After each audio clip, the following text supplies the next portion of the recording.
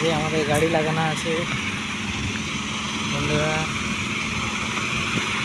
গাড়ি লাগানো আছে, আমরা মাল করতে এসেছি। এই যে পাথর, এখানে পাথর তৈরি হয়, হ্যাঁ, মেশিনের দ্বারাতে টুকরো করে ঢালাই পাথর। এই ঢালাই পাথর সবাই এখানে আনতে আসে। হ্যাঁ, এটা হচ্ছে বীরভূম জেলা, বীরভূমে। তো আমি এসেছি যে কাজের ইয়েতে, সেই জন্য একটা ভিডিও করে আপনাদেরকে শেয়ার করব বলে